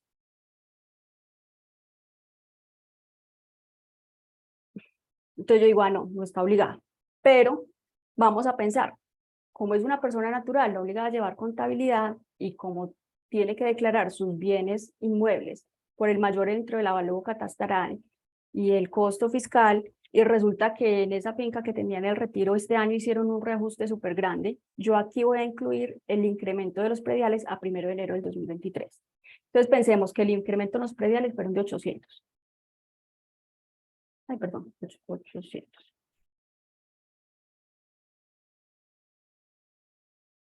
Entonces, si yo me quedo solo con la declaración, voy a decir, no, él no está obligado. Pero ¿qué pasa? Como es el patrimonio a 1 de enero del 2023, incluyendo este ajuste del avalúo catastral que aumentó en 800, sí va a estar obligado, ¿cierto? Entonces, este dato que es informativo, pues también me sirve para determinar si está o no está obligado. No lo tenemos dentro de la presentación, pero pues está aquí, y es la hoja del control de los activos fijos, tanto de acciones como de otros activos fijos, que simplemente me sirve para determinar cuáles activos tengo, cuál es el reajuste que les quiero aplicar, y si los voy a comprar, si compro en el año, si vendo en el año. En este caso, por ejemplo, miren que los vendimos, que tomé el reajuste del artículo 73 para el momento de la venta, y lo mismo con los bienes. Yo los tengo desde su año de adquisición, el valor por el cual los vengo declarando, si los quiero reajustar, si no los quiero reajustar, y esto me va a mostrar pues el valor por el cual los voy a declarar. En este caso no hay nada que declarar, pues porque todo lo vendimos. Vamos entonces a mirar los límites a rentas exentas y deducciones. Como lo explicaba Ángela en la primera parte, en esta hoja que se llama datos iniciales, pues tenemos entonces esas deducciones y rentas exentas que son comunes a todas las cédulas. Entonces decíamos, yo tengo unas deducciones y rentas exentas que son aplicables únicamente a una cédula. La deducción por dependientes, solo a rentas de trabajo. Medicina prepagada, solo a rentas de trabajo. 25% de renta exenta, solo a rentas de trabajo. Pero hay otras que son comunes a todas las cédulas. Y entonces, por eso las tenemos aquí en la hojita de datos iniciales. Aquí diligenciamos entonces que tiene los intereses de vivienda, el 50% del 4 por 1000, los aportes a cesantías como independiente, y pues esto ya Ángela nos mostró cómo se debe diligenciar. Yo lo estoy dejando como inicialmente uno lo haría, ¿cierto? Recordemos que entonces esta persona hizo aportes en total de 244 millones. Como les decíamos, el formato está diseñado para que tome los que nos genera mayor beneficio, agotando primero el 40% en rentas no laborales, luego en rentas de capital y por último en las rentas de trabajo. ¿Para qué? Para que yo no me vaya a tomar menos de lo que me genera el beneficio. Me explico. Si yo empiezo agotando las rentas de trabajo, lo que va a ocurrir con el 25% de renta exenta es que se me va a reducir, porque cuando yo calculo el 25% de renta exenta, lo tengo que calcular después de haber restado todas las deducciones y rentas exentas de esa cédula. Entonces, si yo estos intereses de vivienda y este 4 por 1000 se los llevo a las rentas de trabajo, el 25% de renta exenta va a ser menor. Por eso quisimos hacerlo así. Entonces, cuando ustedes van a una hoja que se llama resumen, que es esta hojita, aquí está cómo se calculan, o sea, las posibles deducciones y rentas exentas que podría tener el contribuyente y qué límite les está aplicando, ¿cierto? Que es lo mismo pues que tenemos en esta presentación. Entonces, ¿qué pasa? Me dice, bueno, yo voy a primero agotar lo máximo posible en las rentas no laborales. Por eso allá me llevo todos los intereses de vivienda, todo el 4 por 1000, todos los aportes a cesantías. Y ojo, aunque tengo un montón de plata, 240 y pico millones en aportes voluntarios, pues solo voy a utilizar 1.868.000, ¿cierto?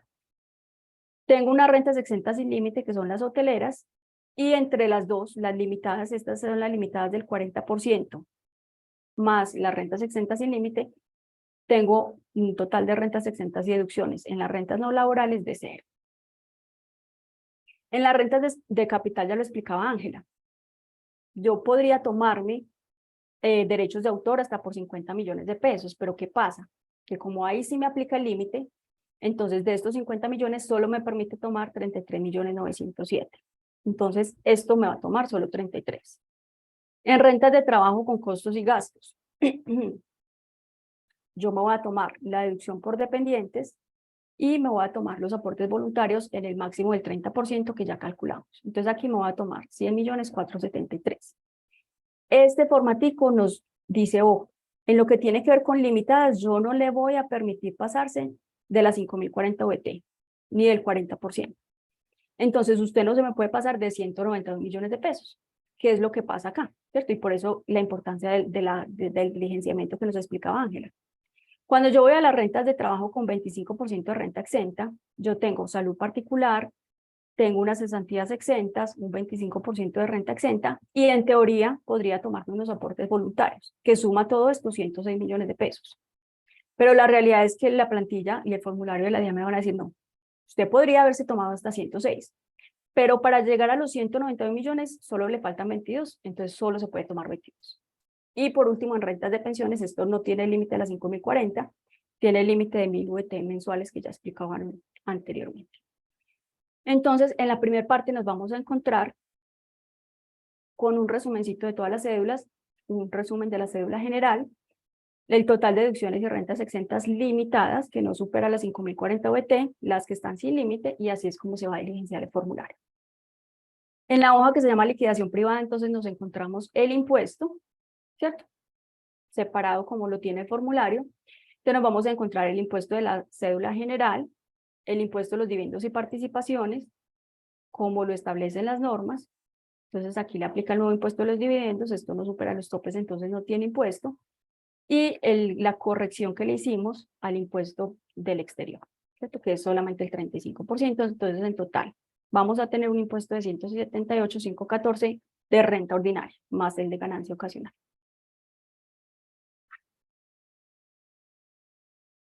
Importantísimo, que lo mencionaba ayer Hildebrando, yo no puedo hacer una declaración de renta sin su conciliación patrimonial. Y ahí en el formato, pues hay unas cosas que se diligencian automáticamente y hay otras que están diseñadas para que ustedes las modifiquen. Vamos a ir un momentico a la conciliación patrimonial. Y entonces, ¿qué nos hace la conciliación patrimonial? Nos dice, bueno, este es el patrimonio de la declaración de renta de este año, menos la del año anterior. Quiere decir que usted aumentó en 1.660 millones de pesos. Eso es lo que hay que justificar. Yo aquí automáticamente le voy a traer desde el formulario cuáles son las rentas gravables, las rentas exentas, la ganancia ocasional gravable, ganancias ocasionales exentas e ingresos no gravables. Es decir, todo lo que usted obtuvo después de restarle costos, gastos y deducciones y que le permite justificar ese incremento. Aumentó en 1.600, sí, claro, es que tuvo una herencia, es que tuvo un seguro de vida, es que obtuvo las rentas de trabajo, ¿cierto? Entonces, todo esto está explicado acá con los rengloncitos pues, que le van a permitir llegar a este valor, para que ustedes sepan cómo se determina.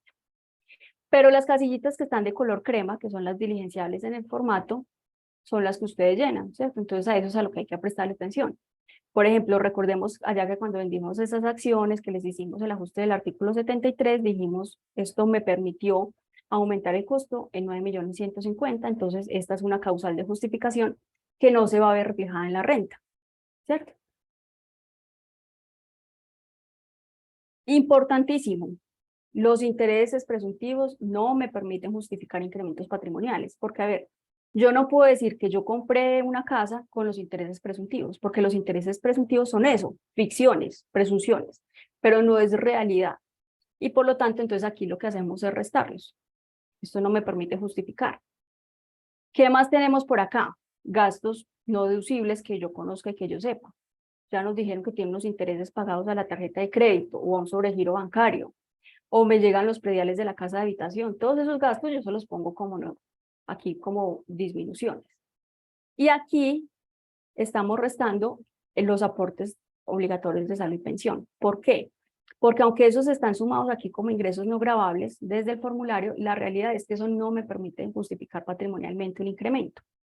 Porque la realidad es que yo sí me gasté esa plata. O sea, eso ya está mostrado como un costo o gasto, solo que para efectos de la declaración se va como un ingreso no gravable. Por eso es que yo aquí lo incorporo, ¿sí? Y al final, ¿qué tenemos? Que tenía que justificar 1.600, pero logró justificar 2.503. Lo demás se lo habrá gastado, tendrá gastos personales y cosas que no necesitan mostrar. Pero entonces aquí lo importante es que me dice que está justificado. Cuando yo no tengo cómo justificar, es cuando yo tengo que ir a revisar y decirle a mi cliente, venga, usted no me está contando algo. Aquí algo pasa y yo necesito que usted me justifique, ¿cierto? ¿Por qué? Porque es ahí cuando tenemos que mirar, bueno, nos falta incorporar pasivos, o resulta que es que usted no me está contando todas sus rentas, o es que vendió inmuebles y no me ha contado y por eso es que no nos da la justificación patrimonial. Entonces, eso es lo que tenemos que preguntarle a nuestros clientes para llegar a este valor. Pensemos que aquí tuviéramos 10.000 billones de pesos de más. Miren que cuando yo mire la conciliación patrimonial, me va a decir, ojo, que le falta por justificar tanto valor. ¿Sí? Entonces la plantilla me va a ir guiando para saber qué me hace falta y qué tengo que hacer.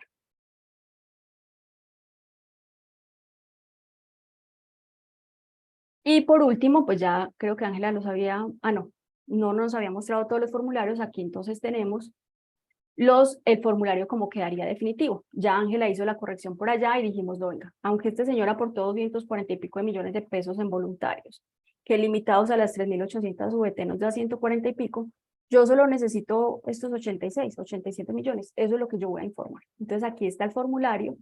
Miren que entonces llegamos a un impuesto neto de renta después de los descuentos por impuestos pagados en el exterior, por donaciones, y más el impuesto de ganancias ocasionales de 230.509.000. Teníamos unos anticipos del año anterior que los damos en el enunciado, que se llenan allá en la hojita de datos iniciales, unas retenciones que tenemos en la hojita de liquidación privada y un anticipo del año grabable siguiente, que ya más adelante les muestro cómo no lo calcula la plantilla, para un total a pagar de 197 millones. Entonces, así tal cual nos va a aparecer el formulario. Importante, antes de que se me olvide, para el diligenciamiento del formulario, nosotros ¿qué recomendamos? Cuando ustedes ingresen a los servicios informáticos electrónicos, la DIAN lo hace al revés, ¿cierto? La DIAN, ¿qué hace? Él va agotando primero las deducciones y rentas exentas, primero las agota en rentas de trabajo, luego en rentas de capital y luego en rentas no laborales. Nosotros pues lo que les recomendamos es háganlo el diligenciamiento al revés, ¿cierto? Por el beneficio pues que ya logramos detectar, ¿cierto? Igual el formulario no hace ese límite cédula por cédula porque no sería posible, ¿cierto? Pero así es como encontramos el mayor beneficio pues nosotros y en varios ejemplos que hemos hecho. Quisimos entonces también incorporar otros temitas que no tienen ya que ver con el formulario. Ya hicimos el ejercicio completo, ya llegamos hasta la determinación del impuesto, todos los beneficios que nos ofrece la plantilla. Quisimos entonces como varios temitas como hacer un llamadito de atención que tienen que ver pues también con la declaración de renta. El primero de ellos, no se nos olvide, para los obligados a llevar contabilidad, que tenemos que tener el reporte de conciliación fiscal. Para obligados o para quienes hayan optado voluntariamente a llevar contabilidad, que sean contribuyentes del impuesto de renta y complementarios, los del régimen simple no tienen esta obligación, y que este diligenciamiento es obligatorio sin importar los topes. Lo que es obligatorio, dependiendo de topes, es la transmisión electrónica. Cuando los ingresos sean iguales o superiores a 45.000 VT, esta cifra, entonces quiere decir que el formato se debe transmitir electrónicamente. Pero siempre, siempre será un anexo de la declaración de renta que se debe diligenciar. Lo segundo, ya vamos en la versión 5 de este formato, ya está disponible para la descarga, para que ustedes tengan en cuenta, si su cliente es un obligado a llevar contabilidad, antes de hacer la declaración de renta, diligencia el formato 25. Y si lo tiene que transmitir, con mayor razón. Ya lo puede descargar, ya está disponible para que usted lo revise. Si es por fracción de año, pensemos en una sucesión liquidada, también existe la obligación de diligenciarlo y conservarlo, pero no la transmisión. Y el diligenciamiento pues también va a ser por la fracción de año. Y por último, respecto a esto de reporte de conciliación fiscal, recordemos que la sanción por el formato de conciliación fiscal no es la sanción que aplica por no envío de información, la del 651 o la que conocemos comúnmente para los medios magnéticos. La sanción que aplica es por irregularidades en la contabilidad, ¿cierto? Entonces, la recomendación aquí siempre es diligenciémoslo, dejémoslo como papel de trabajo, que mi cliente es muy chiquito, pero si llega a contabilidad, tiene la obligación. Porque ¿qué pasa? A veces como que nos confiamos porque no hay que hacerlo transmisión electrónica y no lo diligenciamos oportunamente. Y entonces nos anuncian una visita de la DIAN y estamos corriendo con el diligenciamiento, o nos fuimos de la empresa, o pues lo entregué a mi cliente, persona natural, ya no me entiendo con él, y resulta que cuando le llega una visita, nadie sabe cómo se armó esto. O diligenciando el formato nos damos cuenta que de pronto hay rubros que se deben reclasificar o mostrar de otra manera. También sobre qué les quisimos llamar la atención, sobre la firmeza de las declaraciones privadas. Siempre es bueno como recordar esto, y es que una es la oportunidad que tiene la DIAN para revisarme mis declaraciones y otra es la oportunidad que tengo yo para corregir, ¿cierto? Entonces vamos a ver el comparativo entre las firmezas y la oportunidad del contribuyente para corregir sus declaraciones. La firmeza de la declaración, es decir, el tiempo que tiene la DIAN para objetarla, norma general son 3 años siguientes contados a partir del vencimiento del plazo para declarar, ¿cierto? Y aquí pues vamos a encontrar la normatividad. Si la presento extemporáneamente, pues obviamente los 3 meses no pueden contar desde el vencimiento, sino desde a partir de la fecha de la presentación. Y si estamos hablando de declaraciones presentadas antes del 2017, se aplica el régimen que estaba vigente en esa fecha, es decir, la firmeza eran de 2 años. Si yo voy a hacer un trámite de devolución o compensación, lo que me dice la norma es, venga, yo le voy a contar esa firmeza a partir de los 2 años contados, yo le voy a correr la firmeza a partir de la fecha de presentación de la solicitud de devolución o compensación. Entonces, yo tengo 3 años, pensemos que no tiene beneficio de auditoría, para hacer el trámite de firmeza general, ¿cierto? Resulta que dentro de los 2 años que tengo para realizar el trámite de devolución o compensación, lo radico. Entonces, los 3 años me los van a contar a partir de la fecha de presentación de la solicitud de devolución o compensación. Ahorita estoy apenas radicando el saldo a favor del 2021. Bueno, entonces los 3 años se van a contar a partir de la fecha de solicitud. ¿Qué es importante que tengamos en cuenta aquí? Esta sentencia. Esta sentencia fue muy buena porque lo que le dijo a la DIAN es la radicación de una solicitud como tal, por sí sola, no amplía los términos de firmeza para la DIAN. Lo que lo amplía es que la devolución efectivamente haya seguido su curso. Porque, por ejemplo, yo pude haber radicado el trámite de solicitud y por X o Y más motivos decido desistir. Entonces, lo que le dice el Consejo de Estado es, ¿qué sentido tiene o para qué necesita usted, DIAN, ampliar los términos de la firmeza si es que finalmente la devolución no se originó, no se causó? Entonces, estos términos se abren es cuando efectivamente la devolución se hizo efectiva.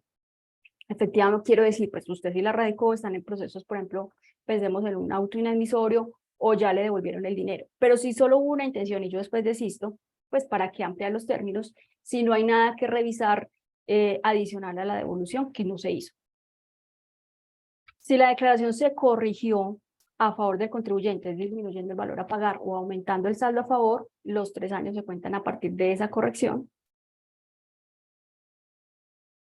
Si dentro de los términos de 6 meses siguientes a la fecha de respuesta al requerimiento no se notifica liquidación de revisión, las declaraciones de IVA de retención tienen los mismos términos de firmeza de la declaración de renta, excepto cuando haya beneficio de auditoría. En precios de transferencia son 5 años.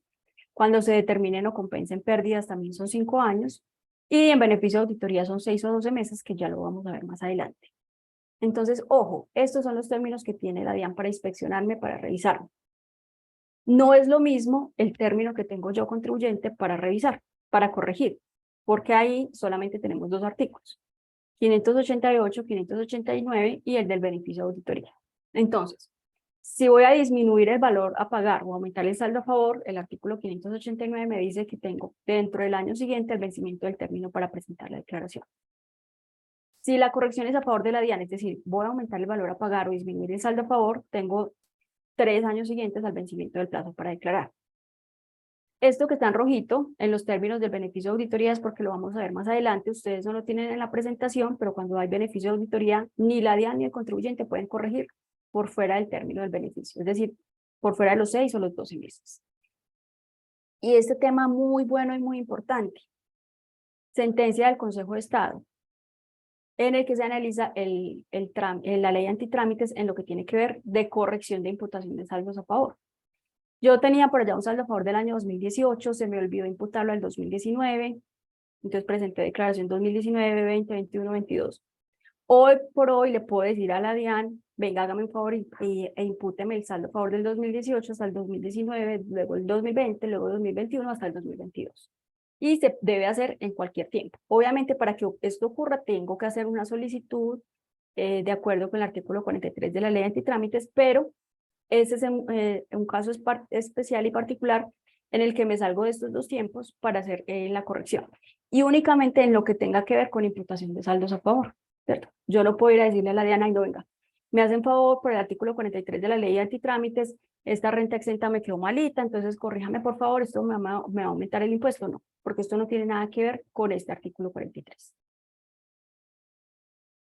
Con respecto al beneficio de auditoría, pues a partir del año 2022 aumentan los requisitos para acogerse al beneficio de auditoría. Veníamos acostumbrados a que si yo me quería acoger a un término de 12 meses, tenía que aumentar el impuesto neto con respecto al año anterior entre un 20 y un 30%. Ya ahorita es entre un 25 y un 35%. Y para 6 meses en un 35% o más. Importante tener en cuenta los términos de firmeza se cuentan a partir de la fecha de presentación y no del vencimiento legal. Entonces, si usted tiene un cliente que se quiera acoger a un beneficio de auditoría y la declaración se le vence por allá en octubre, usted la puede presentar hoy y los 6 meses van a empezar a contar a partir de hoy y no a partir de octubre.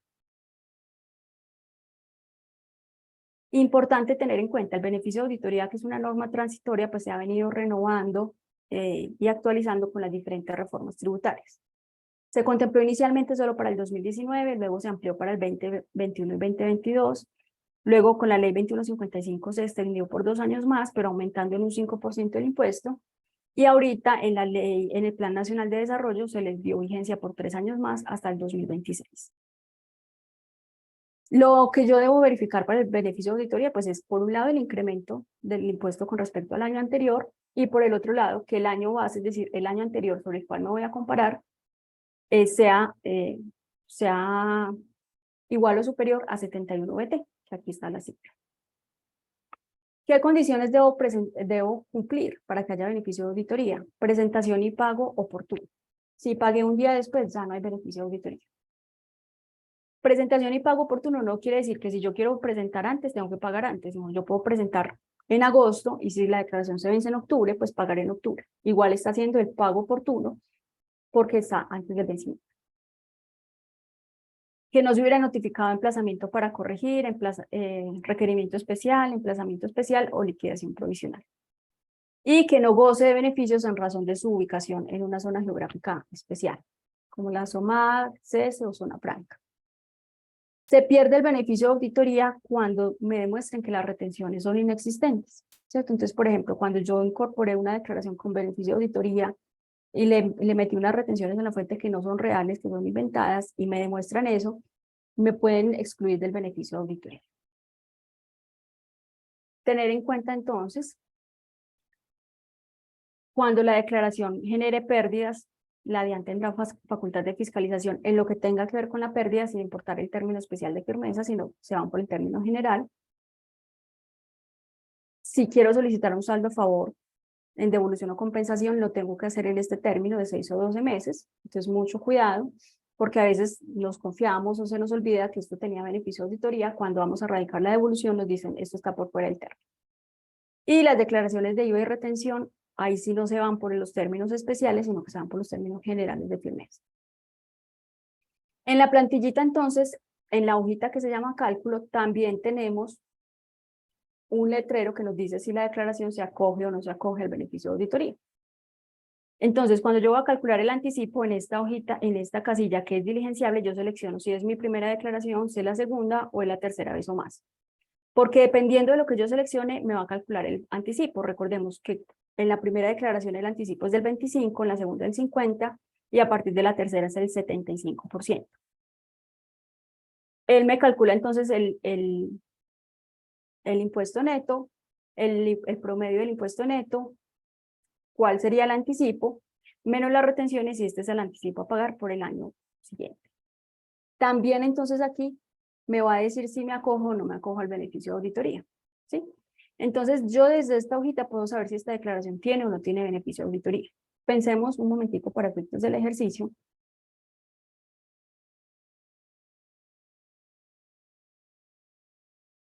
Que yo aquí dije, no, es que el impuesto de él del año pasado fueron 252 millones. Entonces, ¿qué va a pasar? Cuando yo esté calculando el anticipo, él me va a decir, ah, no, usted no tuvo incrementos más de un 25%, al contrario, lo que tuvo fue una disminución del impuesto. Por lo tanto, no se acoge al beneficio de auditoría. Entonces, aquí es bien importante pues, que ustedes diligencien correctamente esta información, porque la misma herramienta les va a indicar cuándo tienen y cuándo no tienen beneficio. Saldos a favor, entonces, tenemos como 3 alternativas: solicitar la imputación, la compensación o la devolución. Y pues aquí entonces tenemos las normas que nos permiten uno y otro. Recordemos que para devolución o compensación tenemos 2 años después de la fecha del vencimiento para declarar. Cuando se acoja el beneficio de auditoría va a ser en los términos de firmeza del beneficio de auditoría. Y la imputación tiene que ser al periodo inmediatamente siguiente. Y aquí entonces les estamos poniendo la sentencia mencionada anteriormente y la norma pues que indica esto.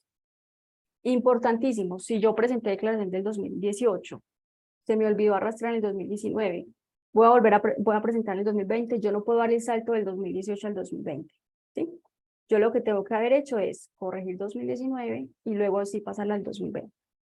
Y si no lo hice, pues entonces hacer el trámite ante la DIAN con la ley antitrámite. Pero el salto o sea, dejar un vacío de un año, de varios años, no es posible hacer.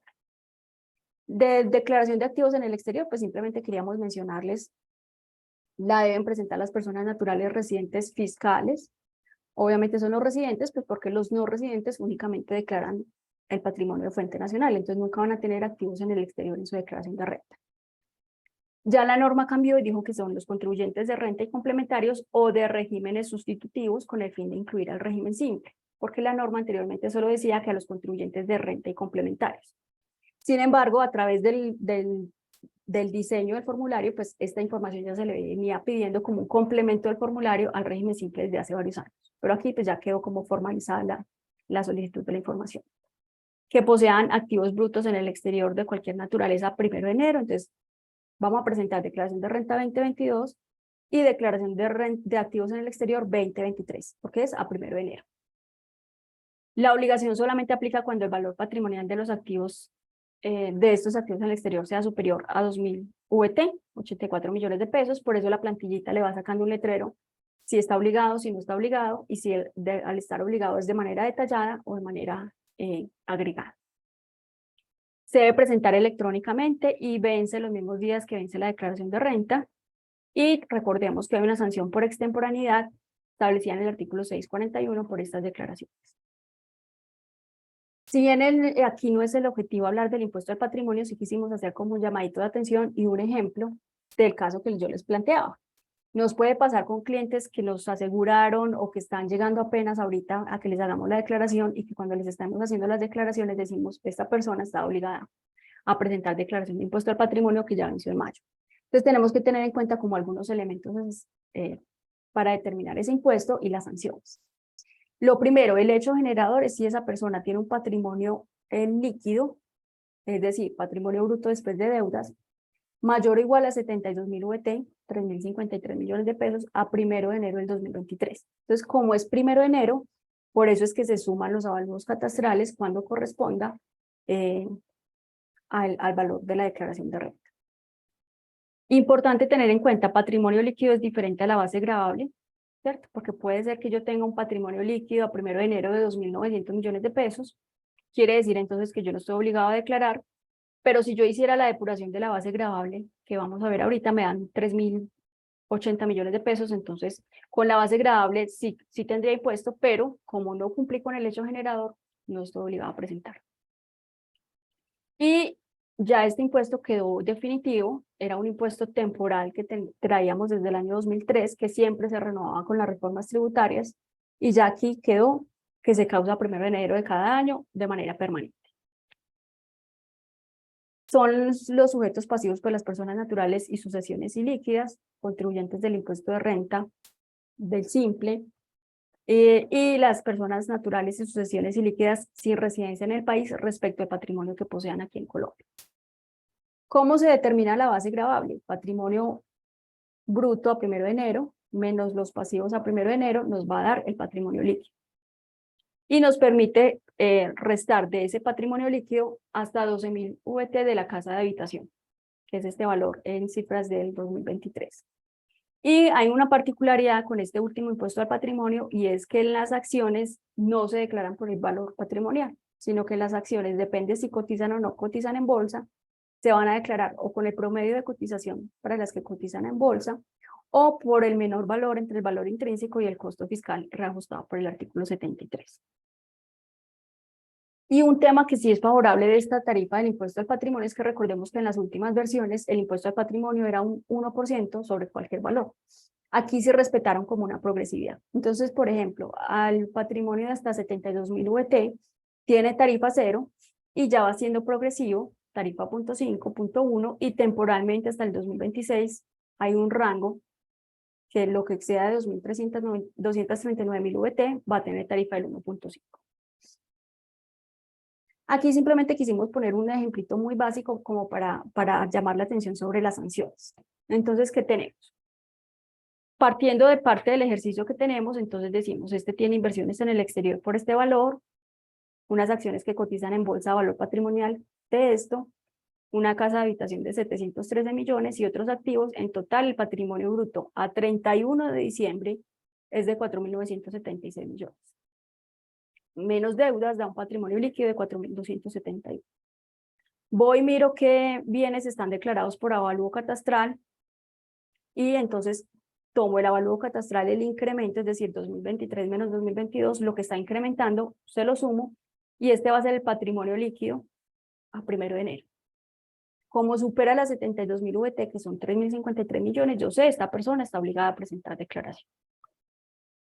¿Qué pasa con las acciones? Las acciones no se declaran por el valor patrimonial. Entonces, aunque esta persona las tiene declaradas por 165 millones, como son acciones que cotizan en bolsa, yo calculo el valor promedio de cotización y resulta que el valor promedio son 531 millones. Entonces, él va a pagar impuestos por 531 y no por 165. Y pues así es simplemente como se mostraría en el formulario: el patrimonio bruto más las acciones menos los pasivos me da total el patrimonio líquido, que estos 4.284 son los mismos que determinamos acá, ¿cierto? ¿Cómo puedo depurar esta base gravable? Entonces, lo primero es que cambio el valor de las acciones por el valor de las que cotizan en bolsa por su valor promedio, y excluyo la casa de habitación, que podría tomar hasta 12.000 VT. Entonces, aunque la casa de habitación de esta persona cueste 713 millones de pesos, yo me puedo tomar solo 508 y la base gravable va a ser esta. Y entonces el impuesto va a ser de 5.438.000.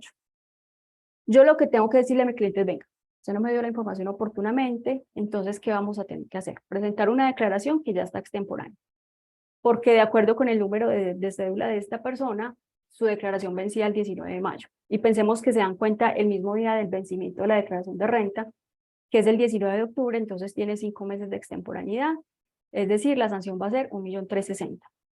Y tengo que calcular los intereses moratorios, pero ojo, los intereses moratorios solamente de la primera cuota, porque el impuesto al patrimonio se paga en 2 cuotas.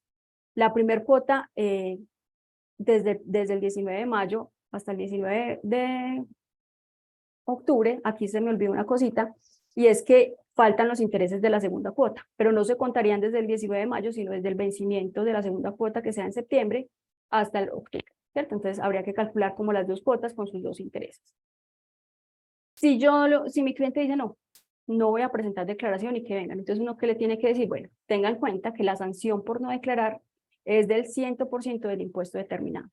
Entonces, le van a calcular, mientras que usted presenta aquí con sanciones e intereses 7 millones de pesos, la sola sanción por no declarar van a ser 8 millones de pesos, más los 5 del impuesto, más los intereses de la extemporaneidad. Entonces, con esto pues ya queríamos terminar esta presentación, simplemente llamar la atención, revisemos bien a nuestros clientes con respecto al impuesto al patrimonio. A los que ya le presentamos la declaración del impuesto al patrimonio, pues no está de más hacer una revisión de cómo determinamos el patrimonio, porque obviamente estábamos trabajando pues con valores estimados, nos faltaban algunos certificados, algunas claridades. Entonces, como ya tenemos certeza con la declaración de renta, no está de más hacer un chequeo a ver si hay que hacer alguna corrección, alguna modificación de esta declaración. Entonces, con esto doy por terminada mi intervención. Muchísimas gracias. Vamos entonces a dar paso a las preguntas. Yo me voy a desconectar 5 minuticos, Ángel.